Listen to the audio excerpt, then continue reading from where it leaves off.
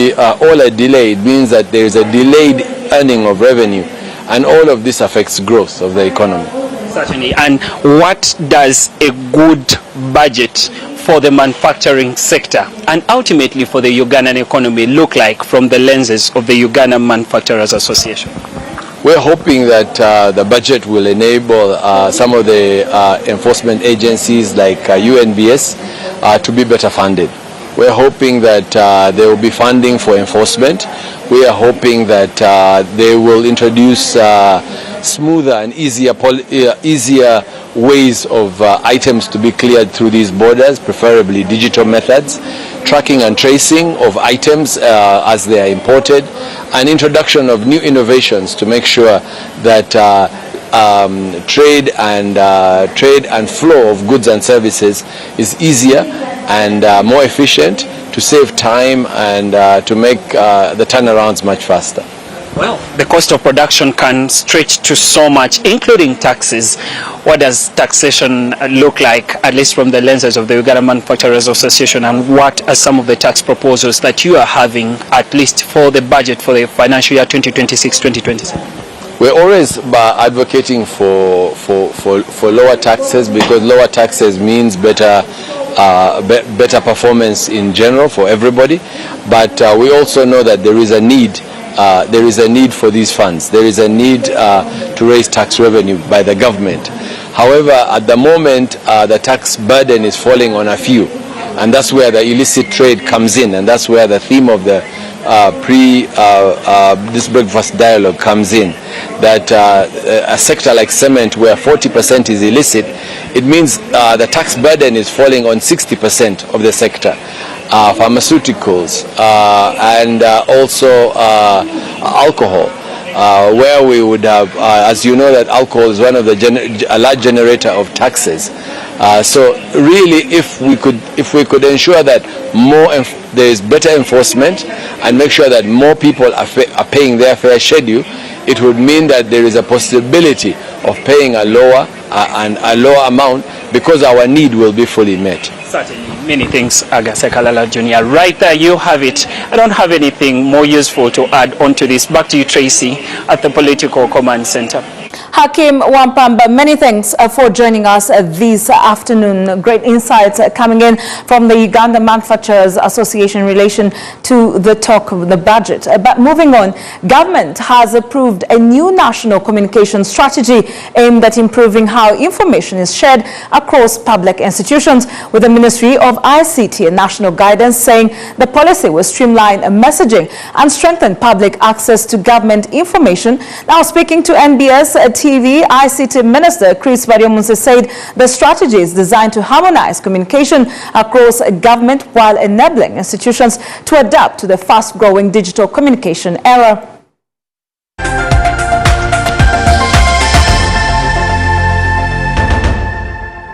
The Minister for ICT and National Guidance, Chris Baryomunsi, has announced that Cabinet has approved a new government communication strategy aimed at streamlining how information is shared across public institutions.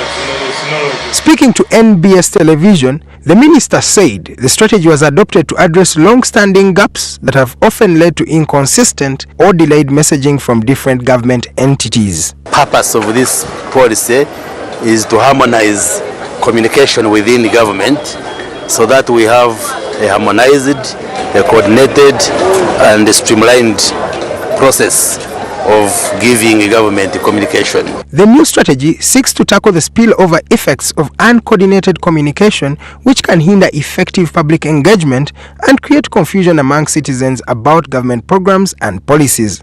Baryomunsi added that the framework is also intended to align government communication with the rapidly evolving digital landscape. Government is big. We have a central government, we have the local governments, we have spokespersons in the various ministries, departments and agencies, as well as local governments. So the purpose largely is to coordinate that function of communication. Baryomunsi noted that traditional communication approaches are no longer sufficient in an era dominated by social media and digital platforms. He stressed that government institutions must adopt modern, coordinated communication methods to effectively reach the public. Many things have happened over time. For instance, years back, we just had the traditional media of print and electronic. Now we have the digital platforms, social media communication. So there was a need to update the policy so that you accommodate what is current. For instance, when the outgoing policy frameworks were written, so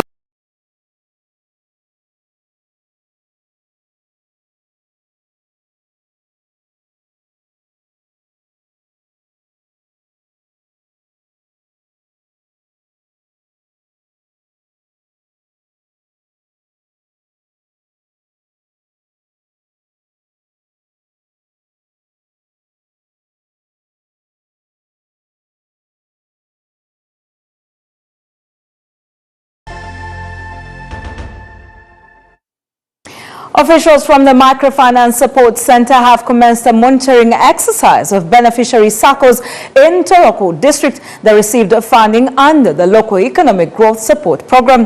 The initiative, implemented with support from the Islamic Development Bank, seeks to assess how the funds have been utilized and the impact of the program in improving household incomes and boosting local enterprises. I'm now joined by our reporter in the region, Fahad Masereka. Many thanks for joining us. In terms of the impact of this very program, what do you gather from the residents in Toroko? A very good afternoon, Tracy. Good afternoon, our viewer.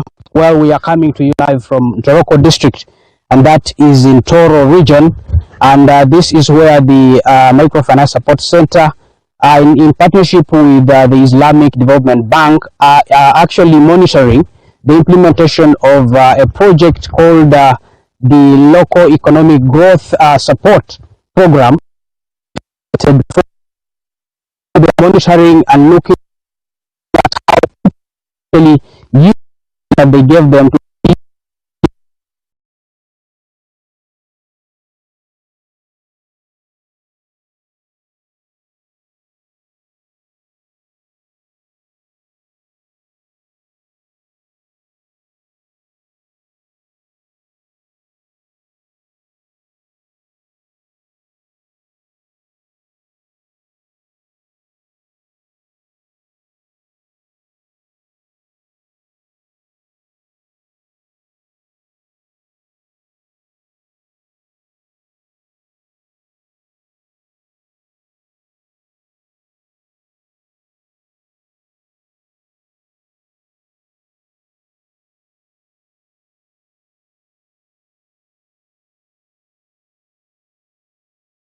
urged the public to report misconduct as the hospital moves to address the issue. I'm joined by Alan Mwesugwa on this particular story.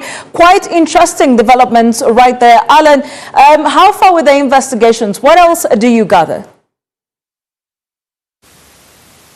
A very good afternoon, Tracy, and good afternoon, Uganda. For the last 4 weeks, the State House Health Monitoring Unit has been in the sub-region, specifically at Hoima Regional Referral Hospital, doing an investigation into the allegations of drug safety, but also sale of drugs to patients, and that has been happening, also allegations happening in there. And for the last 4 weeks, yesterday we had the baraza that happened at Hoima Boma branch, where people were able to speak out, but also the State House Health Monitoring Unit Deputy Director, that's Dr. Elijah Semaganda, confirming the development that indeed that has been allegations is now true, that also one person is under investigation, but also the other have been sent to the hospital. Disciplinary sanctions committee for interrogation, but also action to be taken by the hospital. But of course, we have that conversation in there. Let's listen to Dr. Semaganda, but also Dr. Ibrahim Bwaga, who is the acting hospital director, confirmed that as a hospital, they will not entertain errant staff.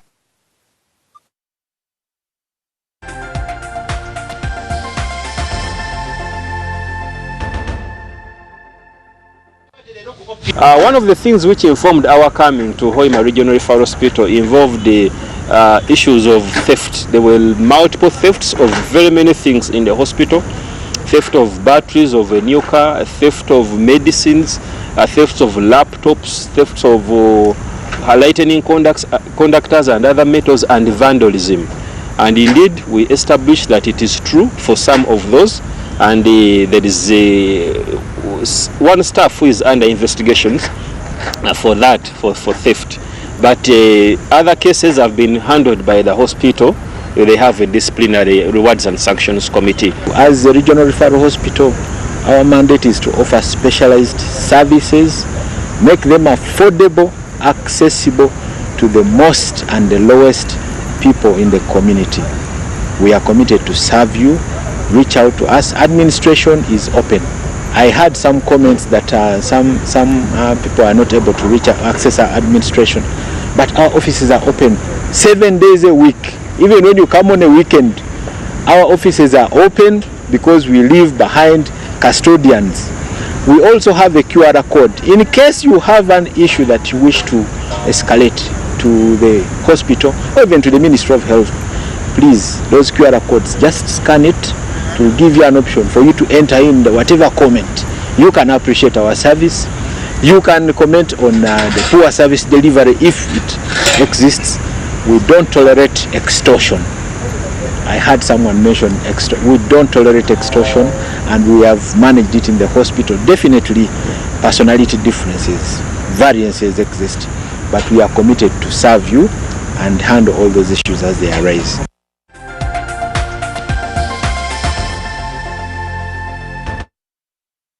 So the unit is still at the facility of Hoima Regional Referral Hospital doing the investigation. I am not certain when the investigation will be done, and then if those that have actually been found to be guilty to be taken to courts of law, that's what we will see, and probably that will be happening in Hoima. But also the hospital director says most people comment and accusations do come, but most of these people never reach out to the administration, and that affects them to be able to deal with those that actually ask for money, but also sell drugs to the patients. So now, that's it from Hoima. Back to Tracy at the Political Command Center. Good afternoon from Hoima.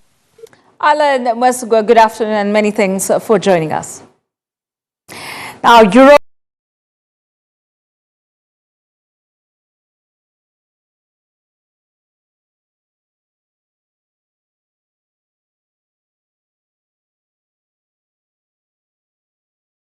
European states sharply expanded their weapons purchases, driven largely by the security fallout of Russia's invasion of Ukraine and the renewed push to strengthen national defense. Now, for more on this, we're joined by Thomas Sparrow, correspondent for our partners at DW in Berlin. Thomas, many thanks for joining us this afternoon. The conversation is that no doubt now Europe is the biggest arms recipient across the world. How has this significantly impacted Europe? The shift?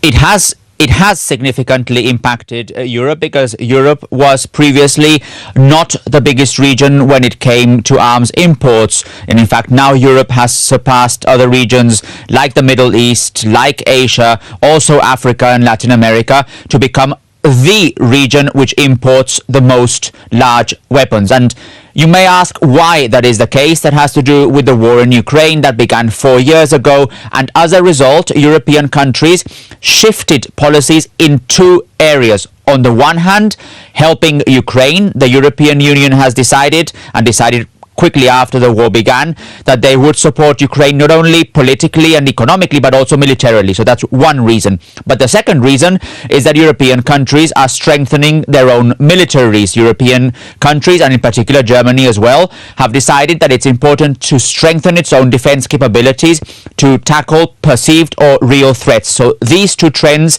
explain why now, according to these latest reports by the SIPRI Institute, which is based in Stockholm, Europe is the region which is importing the largest amount of weapons. Thomas, this also shows that Europe is consistently leaning to external parties or suppliers in this particular case. How are they balancing short-term needs and long-term ambitions, especially when you talk about, defense independence? And you speak about suppliers, and there's no doubt that the United States in this particular case is a very important player when it comes to exporting weapons to Europe. Why? Because Europe needs something very clearly on the short term. It needs weapons that are ready to be used, and from that particular point of view it's important to understand which country in the world supplies those weapons, and the US is the biggest supplier of weapons in the world. So that explains this short-term need for, let's say, weapons off the shelf. But on the medium to long term there's a different approach, because Europe wants to become more independent and wants to produce most of its weapons in Europe, and it also wants to have joint projects among European nations. That can be procurement projects, but it can also be, for example, air defense projects. So that's why you have to differentiate between the short term, that need for weapons that are readily available, and the medium to long term, where Europe wants to become less dependent on outside suppliers. Before we let you go, we just want to understand how Berlin is positioning itself in this particular trend of the rearmament. How is it positioning itself?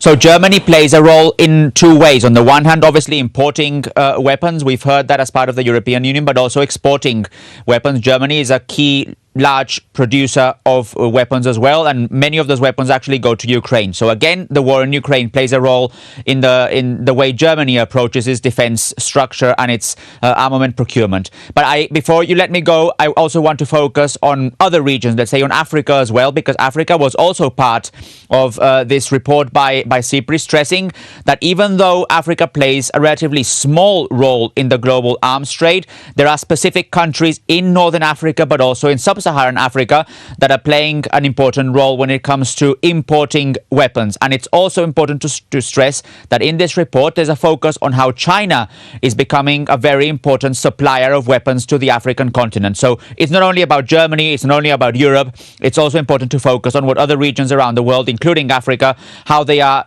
understanding and how they are performing when it comes to this global arms trade. Many thanks, Thomas Sparrow, our colleague from DW. Many thanks for joining us this afternoon. Very interesting conversation in terms of the rearmament that is happening in Europe and how that significantly impacts Africa and many other continents. We'll switch from Berlin and head back to Ntoroko, where officials from the Microfinance Support Center have commenced a monitoring exercise of beneficiary circles in Ntoroko district that received funding under the Local Economic Growth Support Program. The initiative is implemented with support from the Islamic Development Bank that seeks to assess how the funds have been utilized and the impact of the program in improving household incomes and boosting local enterprises. Let's now head back to Fad Masereka. Fad, we were still in that conversation before we got interrupted. We want to find out just what the reactions and the true picture is on the ground for those that have been part of the program. Well, Tracy, like I just said before we went off, we are actually looking at the impact of the local economic growth support program that the Microfinance Support Center, together with the Islamic Development Bank, are actually putting into the public across 7 districts in this particular country. And then today we are in Ntoroko district to actually look at how these people are actually using the money that they received in about 4 years ago.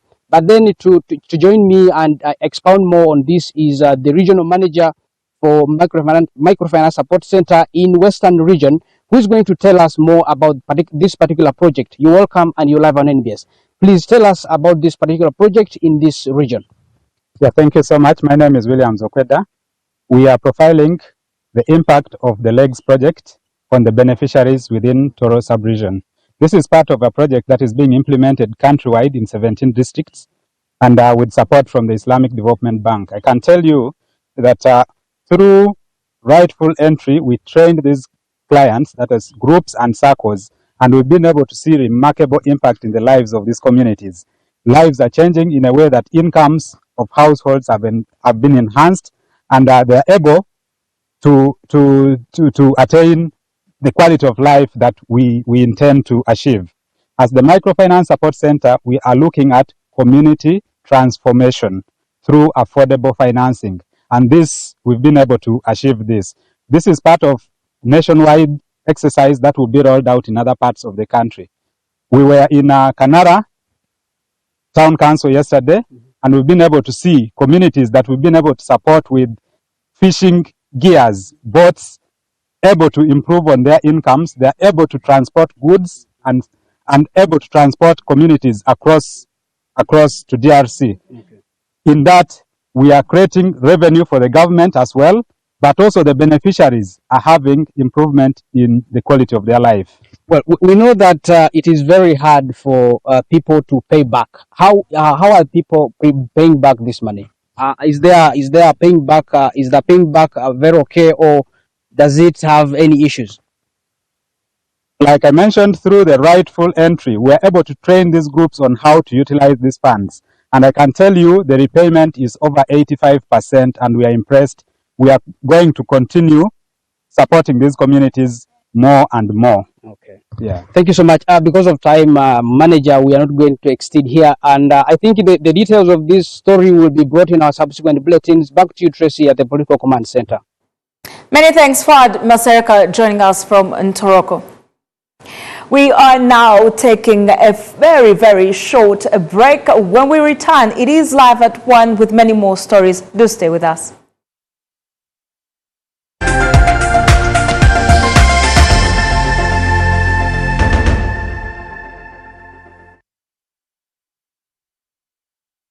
So, Muchara. Yes, Daddy. You know the children are going back to school and things are a bit tight. For now, why don't you take half of the fees to junior school, and for the school van contribution, we shall pay later. Daddy, why don't we pay using MTN Momo, where we stand a chance of winning school fees for a whole year and more? By the way, you can also apply for a school fees loan, and also participating schools can win a school van. That's right! Win school fees for a whole year and more. Get Momo goodies and a school van for participating schools. You can also apply for a school fees loan. Simply dial *165*80# or use the Momo app.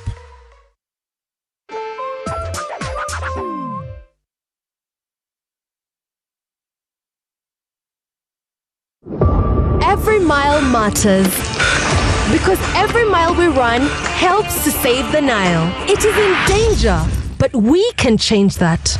This March 28th, 2026, let's do more than just the run. Let's run miles for the Nile. Join us at the Ginger Rugby Grounds at 7 a.m. 30,000 shillings is all it takes to be part of this mission. The Nile has given us life for centuries. Now it is our turn to give back. Sign up today on all our social media handles at Run for the Nile. Pick up your kit at Roger Chambers Parliamentary Avenue, Premier Credit Ginger Branch, and all Platinum Credit branches, Rotary UG Office, Nick Building. For more information, call 0773-879-139 or 0752-879-139. Register now and make every mile count. Whatever sport you enjoy, Sport Action on NBS Sport has you covered. Whether you want to support the Uganda Cranes or our netball team, golf or athletics, both domestic sporting events in Uganda and international sporting events in which Ugandans compete are the subjects of our attention. What are you still holding out for? Catch all the excitement on Sport Action by tuning to NBS Sport, brought to you by MTN, the #1 supporter of Ugandan sports.